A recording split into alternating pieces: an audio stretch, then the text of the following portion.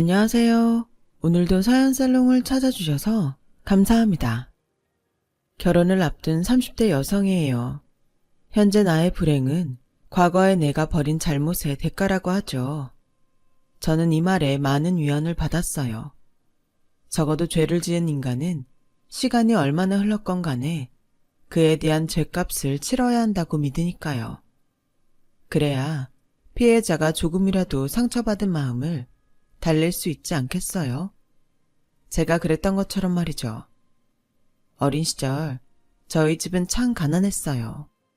아이들이 좋아하는 치킨이나 피자도 특별한 날이 아니면 먹을 수 없었고 변변한 옷도 없어서 늘 같은 옷을 입고 학교에 가야 했을 정도로요. 그런 저를 두고 철없는 반 친구들은 놀려대기 일쑤였죠. 야, 유정은 넌 옷도 없냐? 맨날 똑같은 옷만 입고 다니게? 유정은은 거지래요. 거지래요.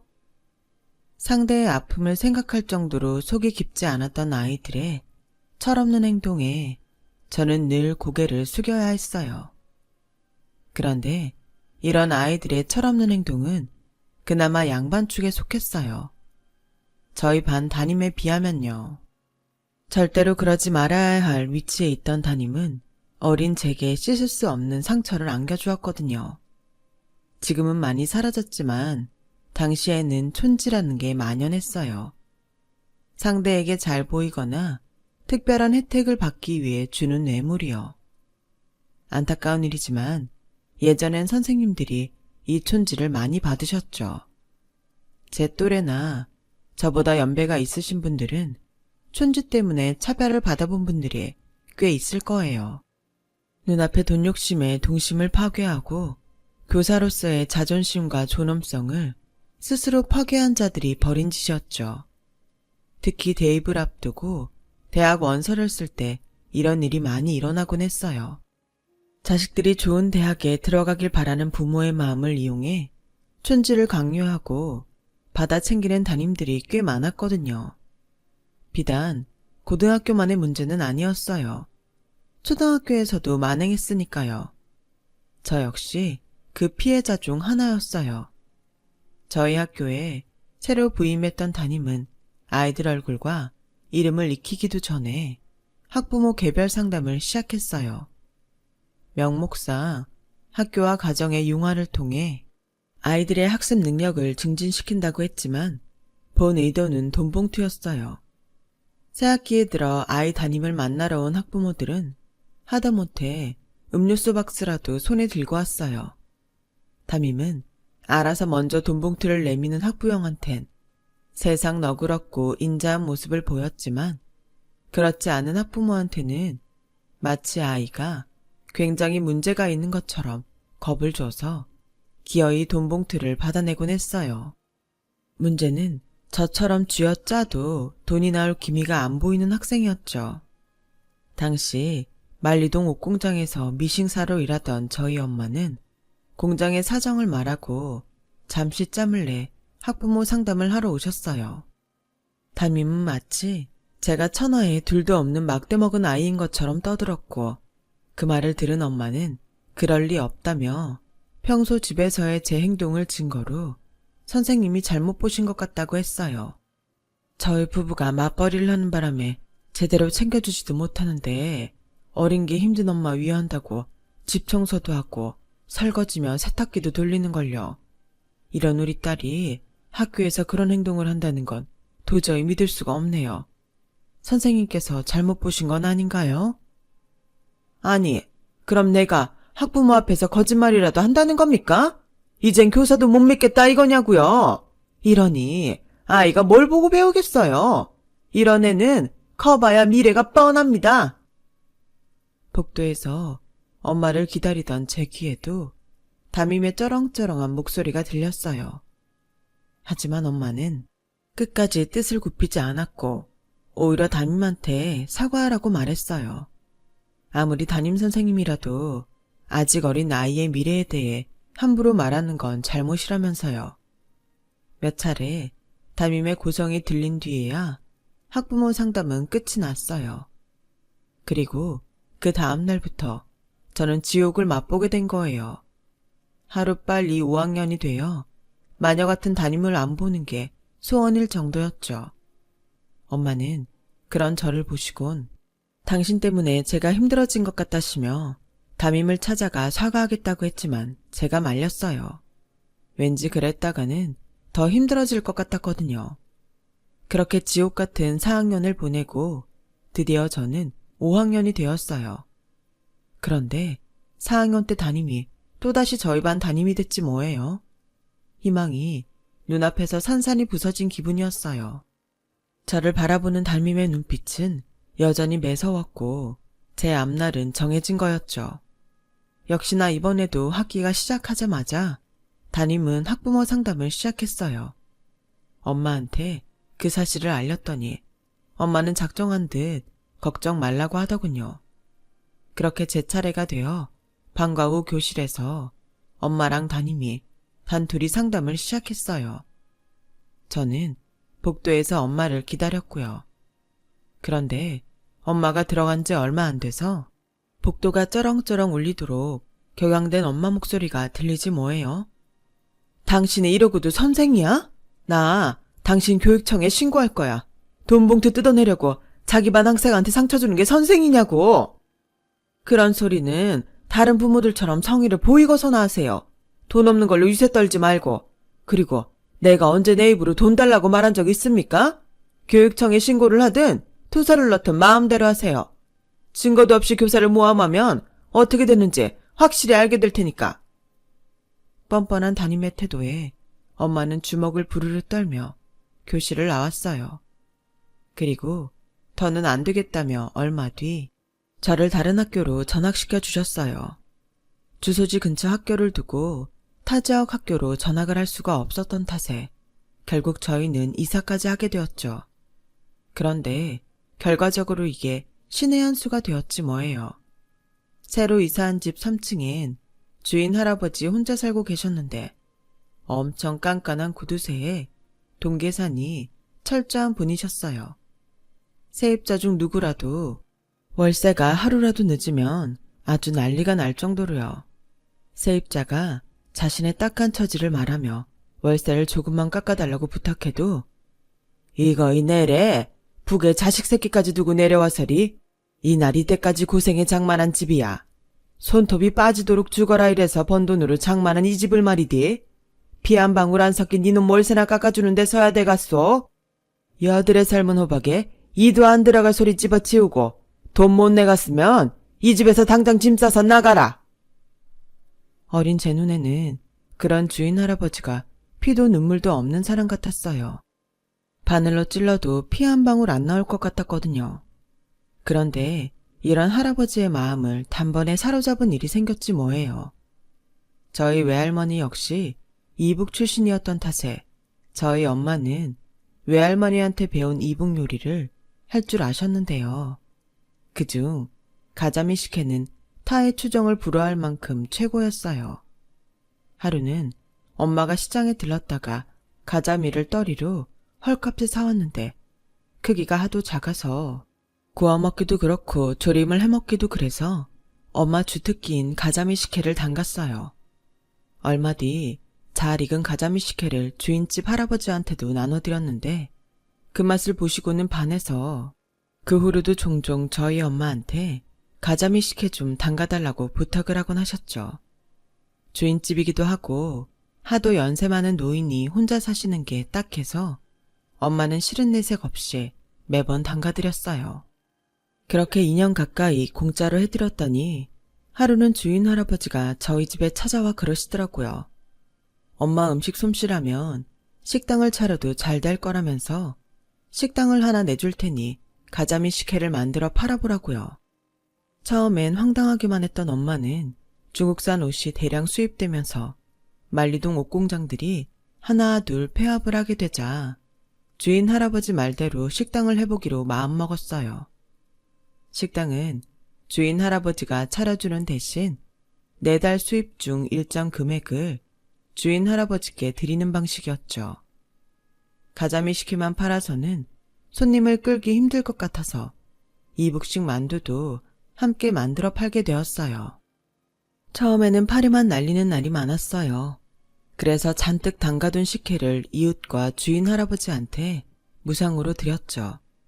그런데 그렇게 가자미 식혜를 얻어 먹어본 사람들이 그 맛을 못 잊어 가게 단골이 되었고, 이북 출신 분들이 아름아름 전해 들으시곤 저희 엄마 식당을 찾아주게 된 거예요. 개업한 지 반년 만에 엄마 인건비를 빼고도 수익이 남게 되었고, 그 후로 꾸준히 매출이 늘기 시작해서 식당을 시작한 지 3년이 넘어서는 주방과 홀서빙 직원들을 5이나 둬야 할 정도로 번창하게 되었어요. 그러자 아빠도 하던 일을 그만두고 엄마 가게에 나와 일을 돕기 시작했죠. 그렇게 식당이 자리를 잡아간 덕분에 저는 아무 걱정 없이 대학에 진학을 할 수 있었고, 더는 돈 때문에 남들한테 놀림당하는 일도 없어졌죠. 초등학생이던 제가 대학생이 되는 사이 집주인 할아버지도 많이 늙으셔서 거동이 불편한 상태가 되고 말았어요. 부모님과 제가 수시로 주인 할아버지 댁에 드나들며 수발을 들곤 했지만 식당 일 때문에 그마저도 힘들어지자 주인 할아버지는 요양병원에 들어가게 되셨어요. 요양병원에 들어가시기 전날 주인 할아버지는 저희 집 식구들을 불러 피 한 방울 안 섞인 남인데 자식처럼 자신을 돌봐줘서 고맙다시며 가게를 엄마한테 주시겠다고 하셨어요. 아니에요, 어르신. 그러지 마세요. 저희가 가게를 차려서 먹고 살게 해주신 것도 고마운데 더는 신세질 수 없어요.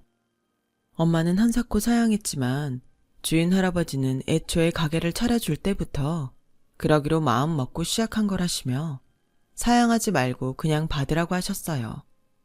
그리곤 엄마 손을 꼭 잡고 말씀하셨죠. 내래, 자네한테 받은 게 많아서 기래. 그 신세 갚는다 생각하고 받으라.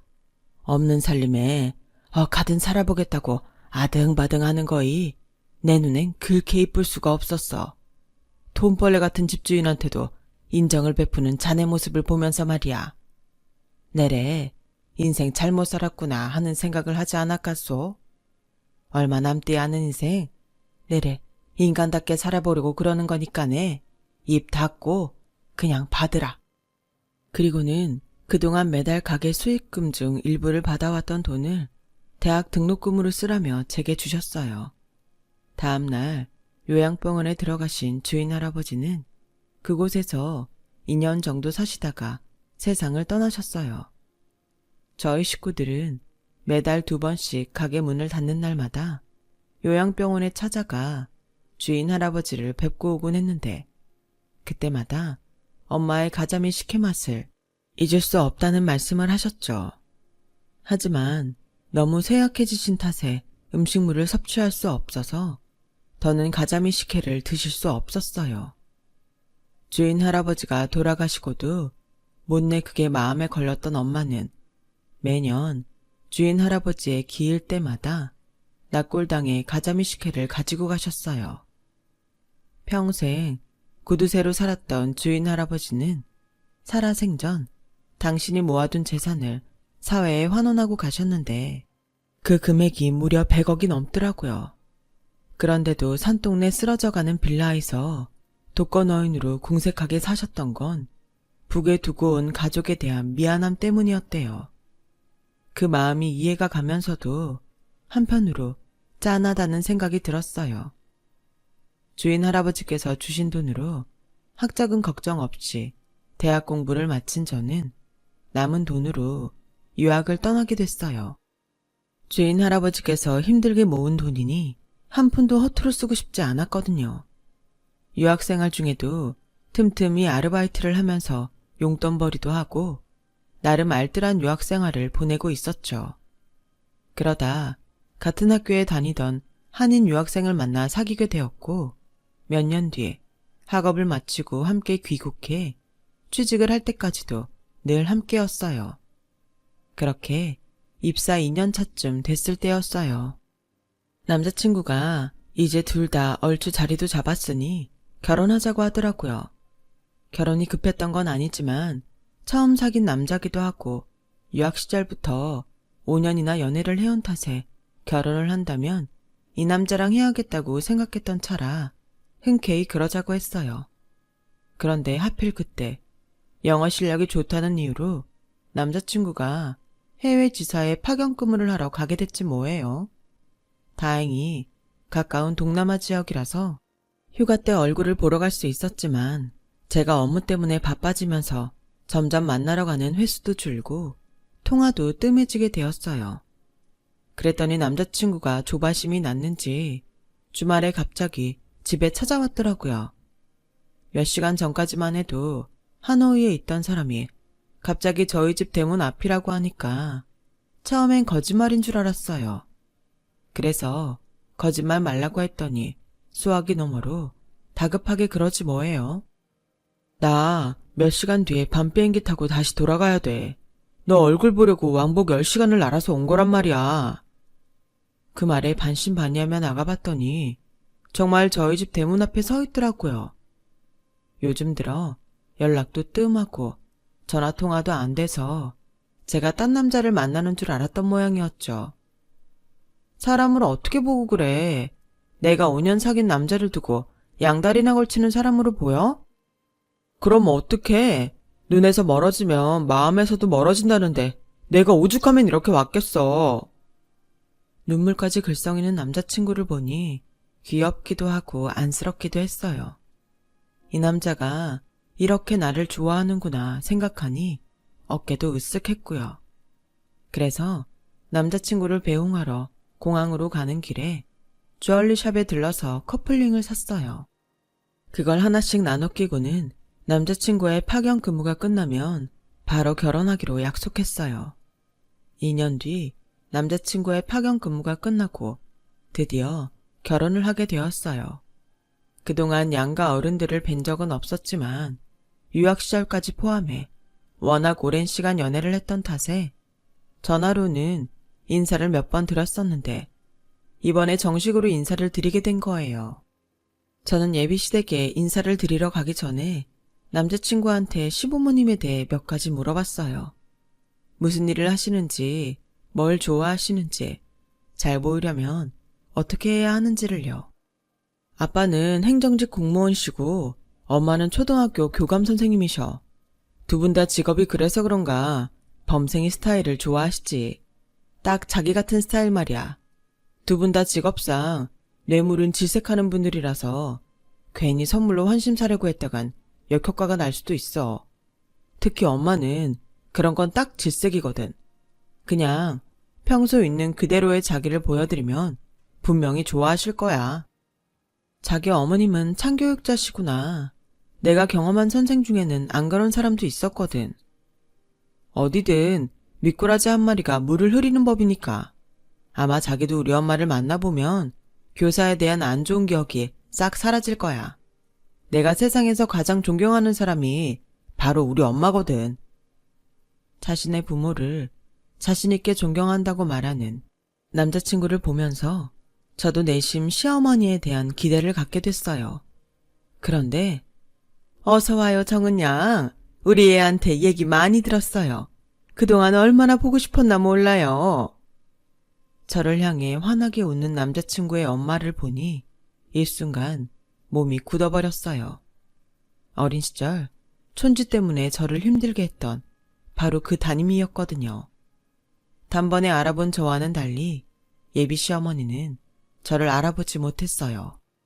당연하죠. 무수히 많은 아이들 중에서 눈에도 안 들어오는 돈 안 되는 애였으니까요. 제 앞에서 더러운 실체를 감춘 채 세상 둘도 없는 다정한 엄마이자 덕망 있는 교사인 척 쇼를 하고 있었지만 제 눈엔 여전히 돈에 눈이 멀어 학생을 괴롭히는 악덕 교사로밖에 보이지 않았어요. 부모님이 식당을 크게 하신다고요? 나도 가자미 식혜 정말 좋아하는데 한번 먹으러 가봐야겠네요. 정은 씨가 언제 한번 데려가 줄래요? 생각 같아선 나를 향해 웃고 있는 그 얼굴에 침을 뱉어주고 싶었지만 주먹을 꼭 쥐고 참았어요. 꽤 긴 시간 그 집에서 밥도 먹고 차도 마시고 많은 얘기가 오갔지만 이상하게도 제 머릿속에는 아무 말도 남지 않았어요. 빨리 자리를 뜨고 싶다는 생각만 간절했던 것 같아요. 그렇게 진이 다 빠져서 집 앞까지 왔는데 골목에서 저를 발견한 엄마가 다가와 어른들께 인사를 잘 드렸냐고 묻지 뭐해요. 안간힘을 쓰고 꾹 참고 집까지 왔던 저는 엄마 얼굴을 보자 바로 눈물샘이 터져버렸어요. 영문도 모른 채 다 큰 딸의 울음을 보게 된 엄마는 아무것도 묻지 않고 그저 말없이 제 등을 쓸어주셨어요. 집으로 돌아온 저는 엄마한테 오늘 있었던 얘기를 했어요. 엄마는 제 말이 끝나기도 전에 당장 남자친구와 헤어지라고 하더군요. 저도 그래야 한다는 건 알고 있었지만 함께 있던 시간이 길었던 만큼 쉽게 이별을 결정할 수는 없더라고요. 그런 저를 보고 엄마는 뭘 망설이냐며 그런 여자를 시어머니로 모시고 살 수 있겠냐고 물으셨어요. 교감? 교육계가 썩어도 한참 썩었네. 그런 인간이 교감을 하게. 그때 내가 교육청에 고발을 했어야 했는데 그러지 못한 게 천추의 한이다. 잘 들어. 세상 남자 다 죽었다고 해도 난 그놈한테 너 못 준다. 그 집구석에 시집 가려거든. 이참에 부모 자식 영 끊고 살자. 강경한 엄마의 태도에 아빠도 제게 헤어지는 게 좋겠다고 하셨어요. 저도 알아요. 여기서 끝내는 게 모두에게 최선이라는 걸요. 그래서 그날 밤 그동안 남자친구와 함께 찍었던 사진이며 받은 선물을 박스에 담아 정리했어요. 그리고 다음 날 남자친구에게 이별을 고하려 만나자고 했죠. 그렇게 퇴근 후 만나기로 했는데 막 퇴근을 하려는 그때 엄마가 제게 전화를 했더라고요. 예비 시어머니가 지금 엄마 가게에 와 있다고 말이에요. 그 말에 바로 가게로 달려갔어요. 예비 시어머니는 어제와는 완전 다른 얼굴로 테이블에 앉아 있었어요. 가게로 들어서는 저를 보자 피식 웃으면서 그러더군요. 긴가민가 했는데 네 엄마 얼굴을 보니 확실히 알겠더라. 4학년 3반 유정은 맞지? 여우 같은 게 아주 어제는 날 보고도 아는 척도 안 하더라. 내가 널 몰라볼 줄 알고 이대로 말 않고 내 아들이랑 결혼이라도 하려고 했던 거니? 언감생심 감히 내 아들을 넘봐? 내가 어떻게 키운 아들인데 식당에서 돈 좀 벌었다고 구질구질한 네 과거가 없었던 게 된다디? 학급비도 못 내서 찔찔 짜던 게 엄마가 식당을 하니 굶지는 않았겠구나. 네가 무슨 재주로 미국 유학까지 갔는지는 모르겠다만 좋다. 그 노력은 가상히 여겨줄게. 그러니까 여기까지만 해라. 우리 애한테는 니네 부모가 반대해서 결혼 못하겠다고 하고 이쯤에서 끝내. 안 그랬다가 니네 식당 당장 문 닫게 할 테니까. 그러자 주방 안에서 씩씩거리며 분을 삭히던 엄마가 달려 나왔어요. 당신이 뭔데 이래라 저래라야. 당신이 무슨 권리로 내 식당을 문 닫게 해. 당신이 무슨 재주로. 촌지나 받아먹고 사는 주제에 어디서 큰 소리는. 창피한 줄이나 알아. 너 같은 건 진작에 선생 노릇 못하게 교육청에 찔렀어야 했는데 혹시라도 내 딸이 피해당할까봐 그러지 못한 내가 바보다. 그 더러운 면상에 똥바가지 뿌리기 전에 당장 내 가게에서 나가. 무식하긴 세상에. 이 보세요 정은이 어머니. 세상이 그렇게 호락호락하지가 않아요. 그쪽이 교육청에 밀어넣는다고 내가 교사일 그만두게 될 일도 없지만 증거도 없는데 무슨 재주로 날 잘라? 근데 나한테는 이 정도 가게 문 닫게 할 힘 정도는 있거든. 우리 바깥 양반이 식약청 공무원이에요. 이딴 가게 하나쯤 문 닫게 하는 건 일도 아니라고. 그러니까 가게 문 닫고 온 가족이 둘러앉아 손가락 빨고 싶지 않으면 납작 엎드려서 내 말대로 해. 그러면 내 특별히 용서해 줄 테니까. 끝까지 자기 잘못은 모르고 권력을 배경 삼아 협박을 해대는 예비 시모를 보니 피가 거꾸로 솟는 것 같았어요. 그래서 참았던 분노를 담아 한마디 하려고 했는데 그 순간 누군가 저를 앞질러 예비 시모한테 다가갔어요. 그건 바로 제 남자친구였죠. 엄마가 이런 사람이었어? 촌지까지 받아먹는 선생이었냐고. 그래놓곤 사과를 하기는커녕 아빠 직책을 들먹여 협박까지 해? 엄마 진짜 내가 아는 우리 엄마 맞아? 어떻게 사람이 이럴 수가 있어. 이러고도 엄마가 교육자라고 할 수 있는 거냐고. 증거가 없다고? 정은이가 증거야. 엄마가 얼마나 파렴치한 교사였는지 증명해줄 증거가 바로 정은이라고. 정은이가 그렇게 치를 떨던 선생이 엄마였다는 걸 진작 알았다면 난 창피해서 정은이 못 만났을 거야. 엄마가 내 엄마란 사실이 이렇게 창피할 줄 몰랐으니까. 예, 그땐 사회 분위기가 다들 받는 분위기였어. 그리고 그깟 푼돈 좀 받는 게 그리 큰 죄는 아니잖니? 몇 년 전에 인터넷에 기사도 떴더라. 460만 원 촌지 받은 교사가 법원에서 무죄 판결 받았다고. 어차피 제가 소송을 걸든 투서를 내든 엄마는 무죄야. 엄마한텐 죄가 없다 이 얘기야. 정말 가관도 아니더라고요. 세상이 어떻게 돌아가려고 교사 입으로 촌지 받고도 무죄 받는 걸 당연하게 말할 수 있는 거죠. 그래서 당신도 죄가 없으니 자식 앞에서도 떳떳하단 소린가요? 어느 정신 빠진 판사가 그런 판결을 냈는지는 모르겠지만 손바닥으로 하늘을 가리세요. 그런다고 하늘이 가려지나 법의 심판만 안 받으면 당신이 지은 죄가 사라지는 건가요? 저처럼 당신 때문에 평생 트라우마를 안고 사는 학생들이 있는 이상 당신이 지은 죄는 절대로 안 사라져요. 그러니까 죽을 때까지 마음 편하게 살 생각 말라고요. 진양씨 생각해서 그냥 헤어지고 말려고 했는데 도저히 안 되겠네요. 저요, 당신한테 상처받은 학생들 찾아서 교육청에 투서 넣을 거예요. 당신이 무죄 판결을 받든 말든 끝까지 당신이 벌인 죄 고발할 거라고요. 동네 슈퍼에서도 목욕탕에서도 아파트 단지 안에서도 사람들이 더 이상 당신을 교사가 아닌 촌지에 미친 파렴치한 교사란 걸 알 수 있게 최선을 다해서 내가 소문낼 거라고요. 그러니까 죽지 말고 오래오래 창피함 당하며 벽에 똥칠할 때까지 사세요. 그게 내가 당신한테 내리는 벌이니까요. 아셨어요? 있는 힘을 다해 소리친 저는 온몸이 바르르 떨렸어요. 엄마는 그런 저를 끌어안아 주셨죠.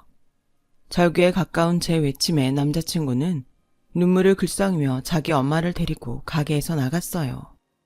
그렇게 저는 오랫동안 사귄 남자와 이별을 하게 되었어요. 경고한 대로 저는 제 초등학교 동문을 수소문해 저와 같은 피해를 당한 친구들 몇 명을 찾아냈어요. 그리고 교육청에 투서를 했죠. 결론은 너무 오래전 일이라서 정확한 진상을 밝히기 어렵다는 답변이었어요. 예상했던 바였기에 실망은 안 했어요. 대신 담임이 교감으로 있는 초등학교 게시판에 투서를 올렸고 그 바람에 교직원은 물론 학생과 학부형들까지 교감의 실체를 알게 되었고 얼마 뒤 예비 시어머니는 불명예 퇴직을 하게 되었어요. 그렇다고 그 사람이 자신의 지난 잘못을 반성할 거라고는 생각 안 해요. 여전히 나는 죄가 없는데 재수없게 지독한 학생을 만나 말년의 35년 교직 생활을 망쳤다고 생각하겠죠. 하지만 적어도 제 글을 읽은 진실을 아는 사람들 앞에서만큼은 전처럼 떳떳하게 고개를 들 수 없을 거예요. 자신이 과거에 했던 잘못으로 인해 현재의 벌을 받게 된 셈인 거죠. 시간이 얼마나 걸리든 간에 죄 지은 사람은 벌을 받는 세상이 됐으면 좋겠습니다. 긴 사연 들어주셔서 고맙습니다. 미꾸라지들 말고 인생의 좋은 인연들과 행복하시길 진심으로 바랍니다. 여러분, 사연 댓글에 응원과 현명한 조언 부탁드려요. 좋아요와 구독은 저에게 큰 힘이 됩니다. 오늘도 좋은 일 가득하세요.